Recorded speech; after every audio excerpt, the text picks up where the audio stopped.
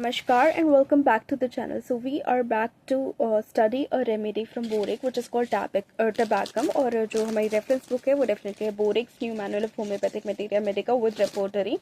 तो टबैकम नाम की जो रेमेडी है वो टोबैको से बनी हुई है। टोबैको लिटरली पूरा तम्बाकू नहीं खाना चाहिए, वो स्वास्थ्य के लिए हानिकारक है, लेकिन तम्बाकू से जो होम्योपैथिक रेमेडी बनती है वो डॉक्टर की प्रिस्क्रिप्शन से ही लेनी चाहिए, क्योंकि उसको डाइल्यूट करके टोबैको को पोटेंटाइज करके और सर्टेन डोज में आपकी बहुत सारी दिक्कतें दूर करने के लिए दी जाती हैं।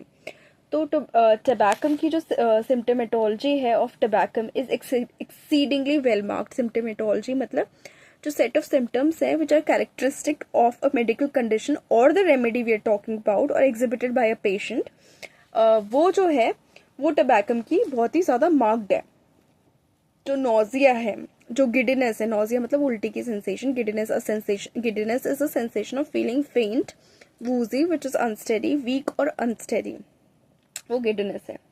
डेथ लाइक पेलर जो है यानी पीला पड़ जाता है, ऐसा लगता है कि बंदा अभी मरा कि तब मरा। वॉमिटिंग है, icy coldness and sweat with the intermittent pulse are all very characteristic. Intermittent यानी stopping for a short time and then starting again several times. बहुत ज़्यादा लंबे वक्त के लिए रुकेगी, थोड़ा सा पॉज लेगी फिर रुकेगी। मिले सेकेंड्स का पल्स नोट करोगे तो रेगुलर नहीं सुनाई देगी, ऐसा लगेगा 2-3 सुनाई दे रही है, फिर थोड़ा सा ज़्यादा रुक रहा है, फिर 4-5 सुनाई दे रही है, तो वो इंटरमिटेंट हो जाती हैं। अब आई रिपीट, इनका कैरेक्टरिस्टिक क्या बोला है? Nausea, giddiness, death like pallor, vomiting, icy coldness, sweat with intermittent pulse. 7 characteristic symptoms जो है वेल मार्क्ड होंगे इस पेशेंट में। Has marked antiseptic qualities and is antidotal to cholera germs. जो इस टबैकम का जो है एंटीसेप्टिक क्वालिटीज देखी जानी चाहिए, मार्क्ड है, एंटीडोटल है कोलेरा जर्म्स के लिए, ये देखा गया है। उसके बाद complete prostration of entire muscular system देखा गया है टबैकम में। प्रोस्ट्रेशन वो स्टेट हो जाती है जहाँ जो पेशेंट है वो उसको extreme physical, emotional and mental weakness में वो चला जाता है, एग्जॉशन में चला जाता है, कोलैप्स होगा पेशेंट का। Gastralgia, pain in the stomach और more specifically neuralgia of stomach, belly ache, stomach एक, उसमें देख। एंटेरेल्जिया जहाँ पे पेन इन इंटेस्टाइन और कोलिक होता है। सी सिकनेस में, cholera infantum a type of gastroenteritis और stomach upset that primarily affects infants, तो उसमें देखा जा सकता है। Cold but wants abdomen uncovered, ठंडा फील करेगा लेकिन ऐसा लगेगा कि एब्डोमेन कवर मत करो इस पेशेंट को। विगरस पेरिस्टालिटिक एक्टिविटी देखने को मिलती है इस पेशेंट में। पेरिस्टालिटिक मतलब कि जो वेव लाइक कॉन्ट्रैक्शंस होते हैं एंड रिलैक्सेशंस होते हैं मसल्स के in the digestive tract, primarily in the oesophagus and intestines, that propel food and waste through the body. मतलब ऐसे मूवमेंट्स जो ईसोफेगस में हो रहे हैं, इंटेस्टाइन में हो रहे हैं, मसल्स के अपने मूवमेंट्स जिसकी वजह से खाना अंदर जा रहा है और वेस्ट जो है बाहर पुश हो रहा है, तो उसमें आप पेरिस्टालिटिक एक्टिविटी काम करती है। ये एक्टिविटी नॉर्मली होती है लेकिन ये विगरस हो जाएगी इस केस में।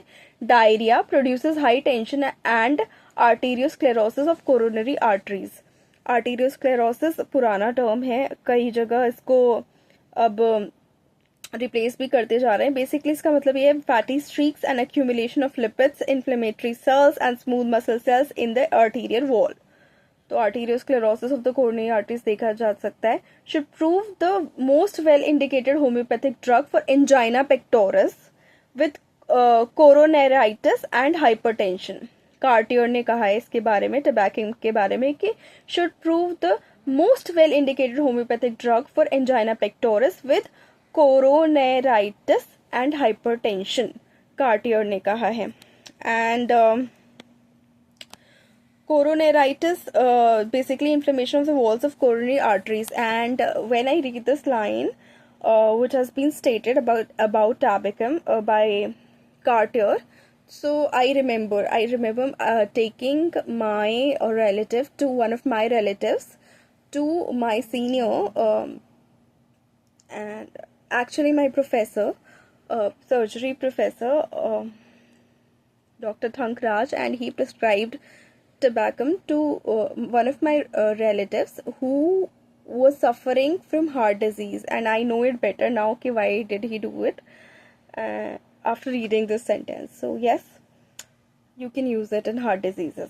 Constriction of the throat, chest, bladder, rectum, pallor, breathlessness, hard cord-like pulse होगी इस पेशेंट की. Mind sensation of excessive wretchedness. Wretchedness यानी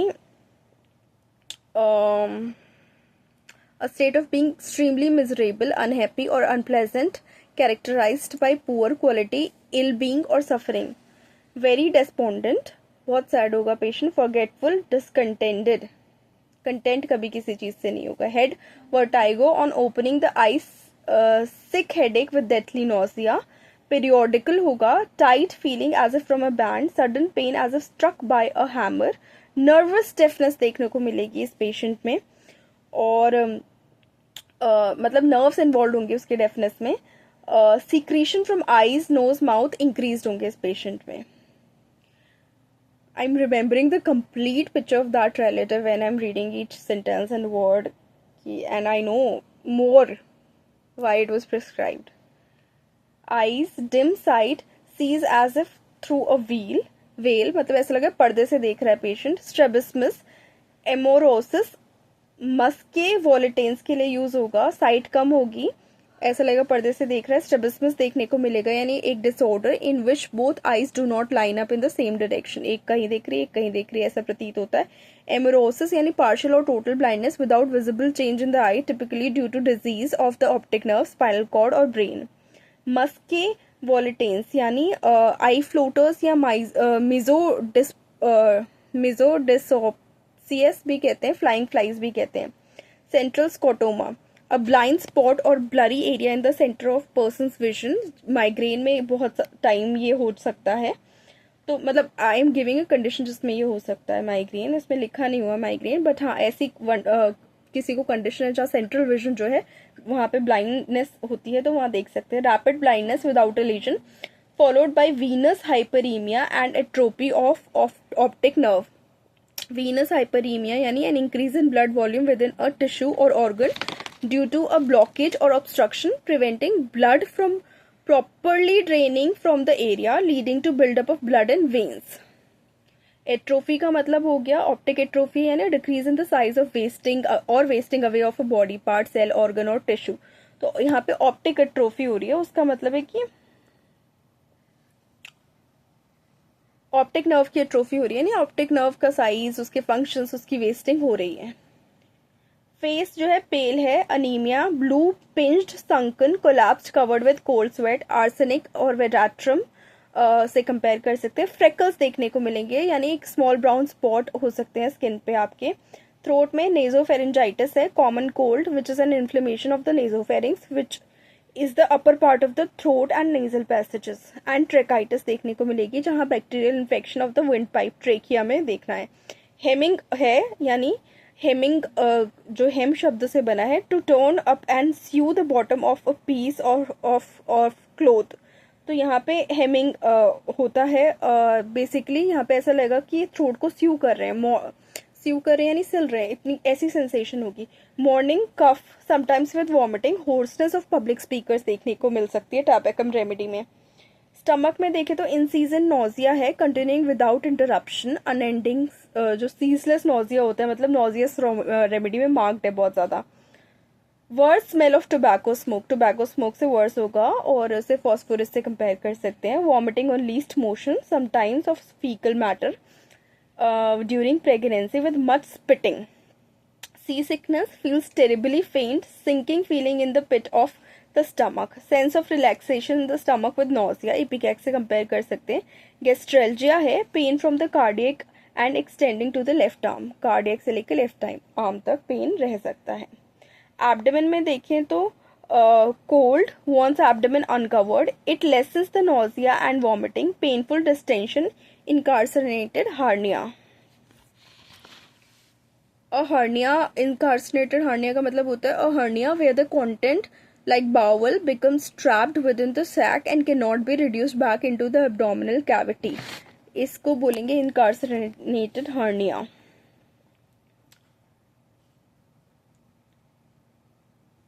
उसके बाद yes, रेक्टम में कॉन्स्टिपेशन है, रेक्टम पैरालाइज्ड है, प्रोलैप्स्ड है, डायरिया जो है सडन होता है, watery with nausea, vomiting, prostration and cold sweat. Cholera के केस में discharges look like sour milk, खट्टे दूध की तरह, like thick curdled watery. Rectal tenesmus होता है यानी एनल टेनेस्मस होता है, जहाँ पे फीलिंग होती है of needing to have to go for a bowel movement even if the bowels are empty. हो सकता है स्टूल पास ना हो लेकिन ऐसा लगेगा बार बार अभी जाना है अभी जाना है। यूरिनरी सिम्टम्स में देखें तो renal colic, violent pain along the ureter, left side पे ज्यादा है। Respiratory difficult, violent constriction of chest, precordial operation with palpitations and pain between the shoulders. ये रेस्पिरेटरी सिम्टम में हम प्रीकॉर्डियल ऑपरेशन देखेंगे, ऐसा लगेगा चेस्ट के ऊपर कुछ रखा हुआ है प्रीकॉर्डियल एरिया में, पैल्पिटेशंस होंगे, पेन बिटवीन द शोल्डर्स देखा जाएगा। Cough followed by hiccough, dry teasing, must take a swallow of cold water. Compare करेंगे कॉस्टिकम और फॉस्फोरस से ये symptom. Dyspnoea with tingling down the left arm when lying on the left side. Heart में palpitations when lying on the left side, pulse intermits यानी suspense और discontinuous for seconds और मिली seconds. Feeble imperceptible जो है pulse है। Angina pectoris, pain in the precordial region, again pain है precordial region में। Pain radiates from the centre of sternum.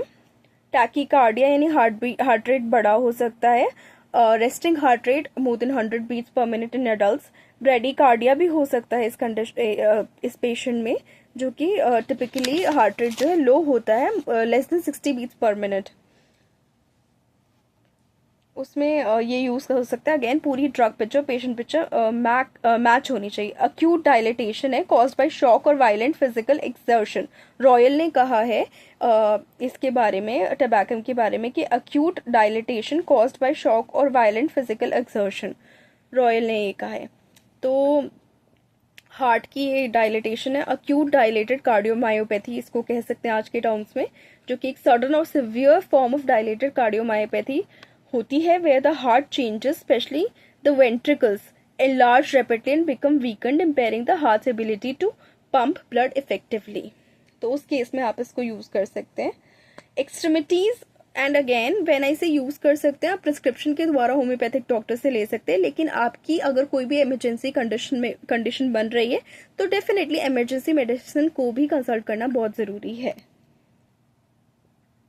उसके बाद एक्सट्रीमिटीज पे आए तो legs and hands icy cold होते हैं, limbs tremble, paralysis following apoplexy. Apoplexy यानी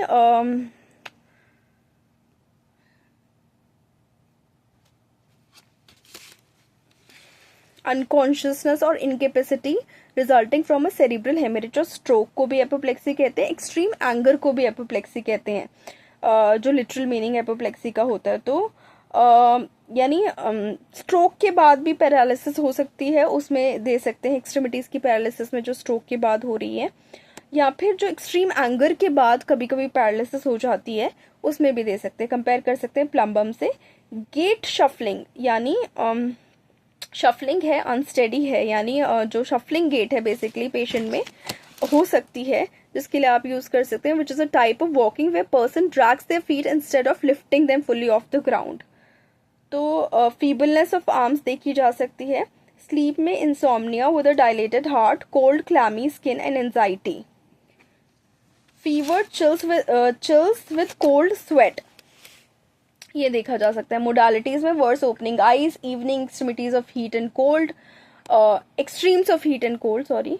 better uncovering open fresh air, uncovering से बेटर है लेकिन एब्डोमेन कवर्ड चाहिए, एब्डोमेन अनकवर्ड भी चाहिए, सॉरी, हाँ। कोल्ड होता है बट वॉन्ट्स एब्डोमेन अनकवर्ड, तो अनकवरिंग से बेटर होता है, not covered, sorry. Better uncovering open fresh air. Relationship compare करेंगे hydrobromicum acidum, camphor, verat, ars. Compare करेंगे nicotinum, alternate tonic and clonic spasms के लिए। टोनिक एंड क्लोनिक स्पैजम्स पे यदि बात करें तो निकोटिनम जो है alternate tonic and clonic spasms followed by general relaxation, trembling, nausea, cold sweat and speedy collapse, head drawn back, contraction of eyelids and masseter muscles, muscles of neck and back, rigid tetanus, hissing respiration from spasm of laryngeal and bronchial muscles। अब इसकी जो tabacum की जो comparison में दी गई है remedy called निकोटिनम, जिसको हम ऐसे स्टडी कर सकते हैं टोनिक क्लोनिक स्पैज्म्स किसी में, टोनिक यानी जहाँ पे sudden episodes of increased muscle tone and abdominal posturing causing stiffening होता है। क्लोनिक यानी characterized by repeated rhythmic jerking और ट्विचिंग मूवमेंट्स। तो ये निकोटिनम के सिम्टम मैं बता रही हूँ, टबैकम के नहीं, जो बोरिक में कंपैरिजन में दी हुई है निकोटिनम टबैकम के अंदर। तो वहाँ पे ये आप रीड कर सकते हैं रेमेडी, जो कि अच्छी रेमेडी है रेस्पिरेटरी सिस्टम के लिए और स्पैज़म्स के लिए, नर्वस सिस्टम के लिए, मस्कुलर सिस्टम के लिए, मतलब ऑल ओवर बॉडी के लिए डेफिनेटली। क्लोनिक स्पैज्म जो है कैरेक्टराइज्ड होते हैं रिपीटेड रिदमिक जर्किंग और ट्विचिंग मूवमेंट से।